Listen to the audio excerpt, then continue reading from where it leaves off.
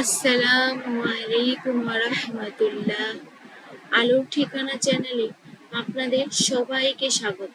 আজ আমরা জানব ইসলামের চতুর্থ খলিফা, জ্ঞান ও প্রজ্ঞার প্রতীক হযরত আলী ইবনে আবি তালিব রাদিয়াল্লাহু আনহু এর জীবনের একটি অনুপ্রেরণামূলক ঘটনা।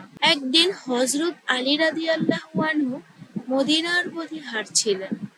শহর থেকে কিছুটা দূরে তিনি দেখতে পেলেন একটি জরাজীর্ণ কুঁড়েঘর। সেখানে বাস করছিলেন এক অত্যন্ত দরিদ্র বৃদ্ধা মহিলা। বৃদ্ধার করুণ অবস্থা দেখে হযরত আলী রাদিয়াল্লাহু আনহু এর মন ব্যথিত হলো।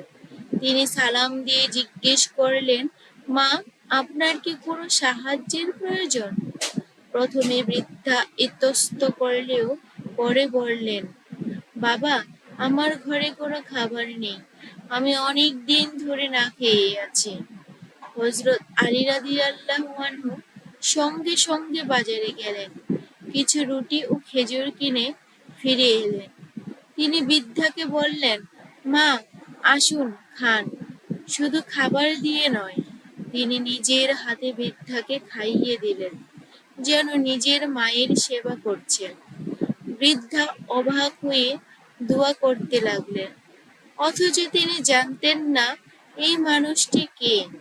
হযরত আলী রাদিয়াল্লাহু আনহু চুপচাপ চলে গেলেন, যেন কেউ তাকে চিনতে না পারে। পরে বৃদ্ধা জানতে পারলেন, তিনি যার কাছ থেকে সেবা পেয়েছিলেন তিনি ছিলেন সেই সময়ের খলিফা হযরত আলী রাদিয়াল্লাহু আনহু। এই ঘটনা আমাদের শেখায়, প্রথমত বিনয়, পদমর্যাদা যত বড়ই হোক, মানুষের সেবা করা মহত্ব। দ্বিতীয়ত সহানুভূতি, অন্যের কষ্ট অনুভব করা। তৃতীয়ত আল্লাহর সন্তুষ্টির জন্য কাজ করা, কোনো প্রশংসার জন্য নয়। আজকের সমাজে যেখানে অর্থ ও ক্ষমতা বড়াইয়ের প্রতীক, সেখানে হযরত আলী রাদিয়াল্লাহু আনহু এই ঘটনা আমাদের জন্য দয়া, সহমর্মিতা ও বিনয়ের শিক্ষা অনন্য উদাহরণ। আশা করি এই গল্পটি আপনাদের ভালো লেগেছে।